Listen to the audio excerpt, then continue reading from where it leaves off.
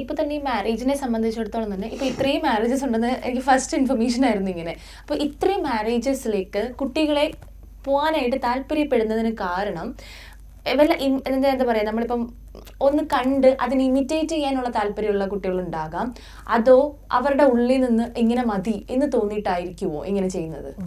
ഏത് മാരേജും സക്സസ് ആവണമെങ്കിൽ emotional intelligence വേണം.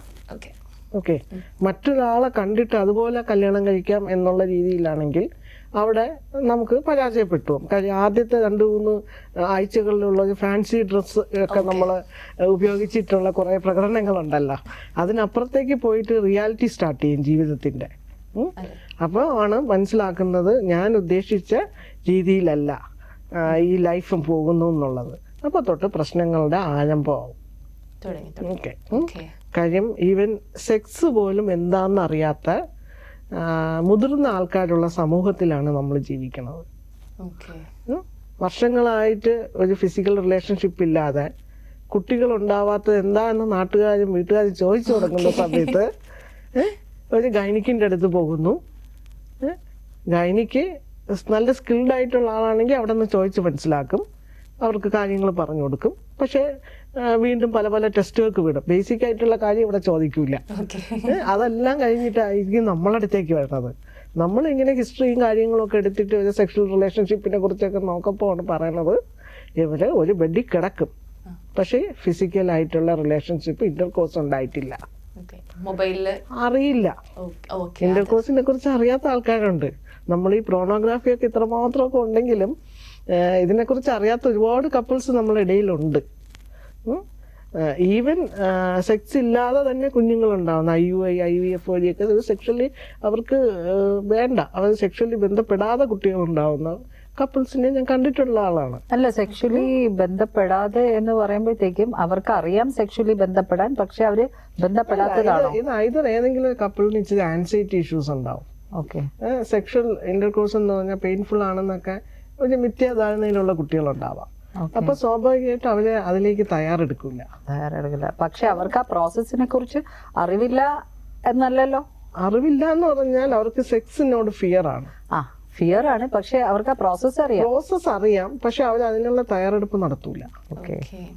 മാം, അതേപോലെ ഇപ്പൊ ഇത്രയും മാരേജ് കേട്ടതുപോലെ തന്നെ ഞാൻ ഇടയ്ക്ക് കേട്ടൊരു ടേം ആയിരുന്നു grey marriage and grey divorce എന്ന് പറയുന്നത്. എന്താണത്?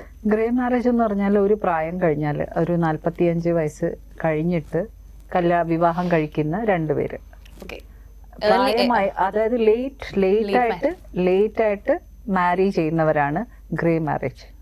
ഒരു 50 വയസ്സിനോ 45ഉം 50ഉം വയസ്സും കഴിഞ്ഞിട്ട് ഒക്കെ കല്യാണം കഴിക്കുന്നവരാണ് ഗ്രേ മാരേജ് എന്ന് പറയുന്നത്. പിന്നെ ഈ ഗ്രേ ഡിവോഴ്സ് എന്ന് പറയുന്നത് ഒരു 55 വയസ്സിന് ശേഷം, 55-60 വയസ്സൊക്കെ ആയ ശേഷം ഡിവോഴ്സ് ഫയൽ ചെയ്യുന്നവരെയാണ് ഗ്രേ ഡിവോഴ്സ് എന്ന് പറയുന്നത്. അങ്ങനെ വരാറുണ്ട്. ഇപ്പൊ ലേറ്റസ്റ്റ് ആയിട്ട് തന്നെ ഒരു കപ്പിൾസ് വന്നു, അവർക്ക് 2 പേരും ഒരുമിച്ചാ വന്നത്. അവിടെയും കോമ്പാറ്റബിലിറ്റി തന്നെയാണോ? കാരണം കോമ്പാറ്റബിലിറ്റി അല്ല, അവിടെ പ്രശ്നം വരുന്നതെന്ന് പറഞ്ഞാൽ അവര് 2 പേരും 2 മുറികളിലാണ് ഉറങ്ങുന്നത്. ഫോർ പാസ്റ്റ് ഒരു 20 years ആയിട്ട് അവര് 2 പേരും 2 മുറികളിലാണ് ഉറങ്ങുന്നത്. അവര് കൃത്യമായിട്ട് ഒരു ഹസ്ബൻഡ്, വൈഫ്, കുഞ്ഞ്, അവരെല്ലാ ഡ്യൂട്ടീസും റെസ്പോൺസിബിലിറ്റീസും ഒക്കെ ചെയ്യും.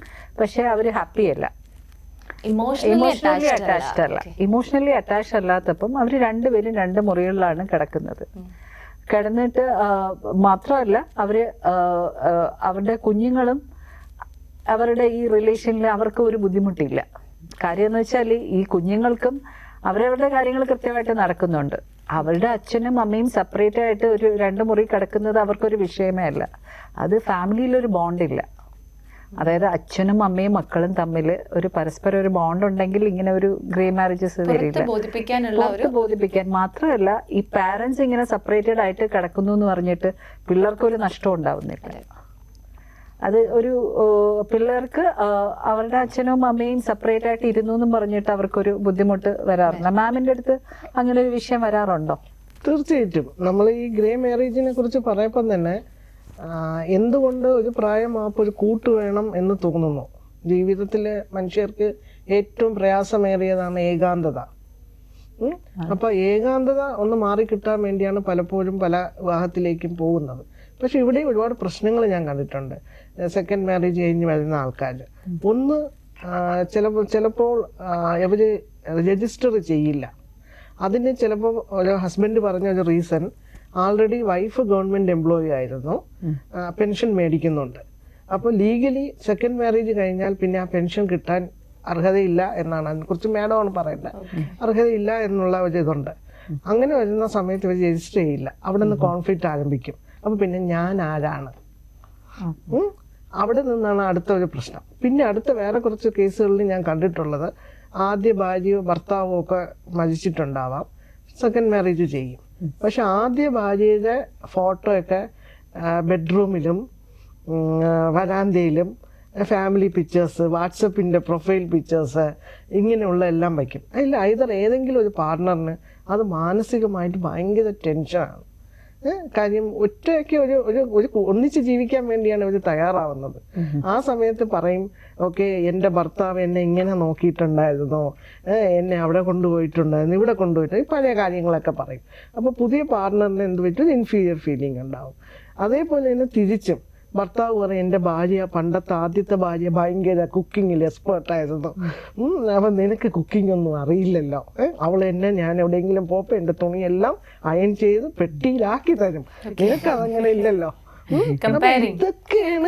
ഇതൊക്കെയാണ് സെക്കൻഡ് മാരേജിൽ നമ്മൾ കാണുന്ന ഒരുപാട് ഇഷ്യൂസ്. പിന്നെ ഈ ആദ്യത്തെ ഫസ്റ്റ് മാരേജിലും സെക്കൻഡ് മാരേജിലും മീൻസ് ആദ്യത്തെ മാരേജിൽ ഐതർ പാർട്ട്നേഴ്സിന് ആദ്യത്തെ മാരേജിൽ ഉണ്ടാകുന്ന കുട്ടികൾ, അപ്പൊ അവിടെ എന്തെങ്കിലും ഒരു കാര്യത്തിന് പാർട്ടിസിപ്പേറ്റ് ചെയ്യേണ്ടി വരും. അപ്പൊ സ്വാഭാവികമായിട്ട് സെക്കൻഡ് മാരേജ് ചെയ്യുന്ന കപ്പിൾസിന് എന്ത് പറ്റും, അവർക്കത് അക്സെപ്റ്റ് ചെയ്യാൻ ബുദ്ധിമുട്ട് വരും. കുറച്ച് ആൾക്കാരൊക്കെയാണ് അതൊക്കെ അങ്ങ് അക്സെപ്റ്റ് ചെയ്യുന്നത്, അക്സെപ്റ്റ് ചെയ്ത് മുന്നോട്ട് പോണത്. അപ്പൊ ഇങ്ങനെയൊക്കെ പ്രശ്നങ്ങൾ നിരവധിയാണ്. അതാണ് ഞാൻ പറഞ്ഞത്, ഇപ്പൊ ഒരു വ്യക്തിക്ക് ഇമോഷണൽ ഇന്റലിജൻസ് ഉണ്ടെങ്കിൽ മാത്രമേ നമുക്ക് ഇങ്ങനെയുള്ള ലൈഫൊക്കെ ഒന്ന് നമുക്ക് നല്ല രീതിയിൽ മുന്നോട്ട് കൊണ്ടുപോകാൻ പറ്റുള്ളൂ. അപ്പൊ ഇതെല്ലാം മനസ്സിലാക്കണം. നമ്മളടുത്ത് വരുമ്പോൾ നമ്മൾ പറയും, എന്തിന്റെ ഫോട്ടോ അങ്ങനെ ആദ്യം വൈഫിന്റെ ഫോട്ടോ വയ്ക്കുന്നെങ്കിൽ പിന്നെ നമ്മൾ അടുത്ത സെക്കൻഡ് മാരേജിലേക്ക് പോകുമല്ലോ. ഒരാളിന് പെയിൻഫുൾ ഉണ്ടാവുന്ന അല്ലെങ്കിൽ മറ്റു വാക്കുകൾ കൊണ്ടോ അല്ലെങ്കിൽ നമ്മളെ സ്വഭാവം കൊണ്ടോ മറ്റൊരാളിന് വേദന ഉണ്ടാക്കാതിരിക്കാൻ ശ്രമിക്കുക. എങ്കിൽ പിന്നെ നമുക്ക് കുറെ റിലേഷൻഷിപ്പ് നല്ല രീതിയിലേക്ക് പോകാൻ കൂടുതൽ ഇതുണ്ട്. അപ്പൊ ഇങ്ങനെയുള്ളതാണ് നമ്മൾ പൊതുവെ ഗ്രേ മാരേജ്. പിന്നെ ഡിവോഴ്സ്, പ്രായം ചെല്ലുന്നവരില്ല. ഇപ്പം എനിക്കറിയാം ഒരുപാട് പേര് ഇങ്ങനെ ഒരു ഏജ് കഴിഞ്ഞാൽ ഡിവോഴ്സ് ചെയ്യുന്നുണ്ട്. പക്ഷെ അതിൻ്റെ ഇതെന്ന് പറഞ്ഞാൽ സോഷ്യലി നമുക്കിപ്പോൾ പല സ്ഥലത്തുനിന്നും എന്തിനാണ് ഇത്രയും വിഷമിച്ച് സഹിച്ച് ജീവിതം മുന്നോട്ട് കൊണ്ടുപോകണത്, ഹാപ്പി ആയിട്ട് ജീവിച്ചൂടെ, സ്വതന്ത്രമായിട്ട് നമുക്ക് ഫ്രീഡം വേണം ലൈഫിൽ. ശരിയാണ്. കാര്യം പാർട്ട്നേഴ്സ്, ചില ആളുകൾ ഓവറായിട്ട് മറ്റൊരാളുടെ കാര്യത്തിൽ ഇടപെടുക, സ്വാഭാവികമായിട്ട് അത് ഇഷ്ടപ്പെടാത്ത ആൾക്കാരാണ് നമ്മുടെ ഇതിലുള്ള. അപ്പൊ സ്വാഭാവികമായിട്ട് ഇതെന്ത് ചെയ്യും, അതൊന്നും സഹിക്കേണ്ട കാര്യമില്ല. പിന്നെ കുട്ടികളൊക്കെ മുതിർന്നു കാണും. ഇത്രയും നാളത്തെ വിഷമമല്ല അവരൊന്ന് വെന്റിലേറ്റ് ചെയ്യുന്നത് ഈ ഒരു ഡിവോഴ്സ് എന്നുള്ള ഒരു പർപ്പസിലൂടെ ആയിരിക്കാം. അതിന് മക്കളൊരു ഇൻഫ്ലുവൻസ് കൊടുക്കുന്നുണ്ടാവും. മക്കള്, ചില കുട്ടികൾ ഡിവോഴ്സിന് സമ്മതിക്കില്ല. ഓക്കെ, ചില കുട്ടികൾ അവരുടെ ഒരു സൊസൈറ്റിയിൽ അവർക്ക് നാണക്കേടാണ് ചിന്തിക്കുന്ന കുറച്ച് ആൾക്കാർ കുട്ടികളുണ്ട്. ചില കുട്ടികൾ പറയും, ഓക്കെ ഇത് നിങ്ങളുടെ രണ്ടുപേരും പേഴ്സണൽ ആയിട്ടുള്ള ഡിസിഷനാണ്, അതിന് നമുക്കൊന്നും പറയാൻ പറ്റില്ല, നിങ്ങൾക്ക് വേണമെങ്കിൽ നിങ്ങൾക്ക് ഡിസിഷൻ എടുക്കാം. അങ്ങനെ രണ്ട് രീതിയിലും മക്കളുണ്ട്. പക്ഷെ ഏറ്റവും കൂടുതൽ മക്കള് അനുവദിക്കാറില്ല. അത് ഞങ്ങളുടെ അടുത്ത് വരുന്ന കേസുകളിൽ തന്നെ കുട്ടികൾക്ക് ബുദ്ധിമുട്ടാണ്. അത് കഴിഞ്ഞ് ഞങ്ങൾ കുട്ടികളെ വിളിച്ച് സംസാരിക്കാറുണ്ട്. സംസാരിച്ചാലും അവർ പറയുന്നതെന്ന് വെച്ചാൽ അത് നാട്ടുകാരെന്ത് പറയും, അത് മാത്രമല്ല എൻ്റെ മാരേജ് വരുന്നതാണ്, അവരുടെ മുന്നിലുള്ള നാണക്കേട്, സഹിക്കണം എന്നുള്ളൊരു മെന്റാലിറ്റിയാണ്. പക്ഷെ ഇപ്പോഴത്തെ ജനറേഷനിലെ കുട്ടികൾക്ക് കുറച്ചുകൂടെ മാറ്റം വന്നിട്ടുണ്ട്. അതായത് ഈ യങ്സ്റ്റേഴ്സ് ഒരു 18-19 ഇയേഴ്സ് ആയിട്ടുള്ള യങ്സ്റ്റേഴ്സിൽ മാറ്റം വന്നിട്ടുണ്ട്. അവർ ഭയങ്കര വില്ലിങ് ആയിട്ട്, അത് ഞങ്ങളുടെ പേരൻസിൻ്റെ ഡെസിഷനാണ്, ഇഫ് ദേ ഡോണ്ട് വാണ്ട് എന്നുള്ളൊരു ഡെസിഷനാണ് അവർക്ക്. അതുകൊണ്ട് അവരെ അപ്രീഷിയേറ്റ് ചെയ്തേ പറ്റുള്ളൂ. കാര്യം പേരൻസിൻ്റെതായ ഒരു ഫ്രീഡം ടു ലിവ് കൊടുക്കുന്ന കുട്ടികളാണ് അതായത് കഴിഞ്ഞ ജനറേഷൻ അല്ല ഞാൻ പറയുന്നത്, ഇപ്പോഴത്തെ ന്യൂ ജനറേഷൻ കുട്ടികൾ.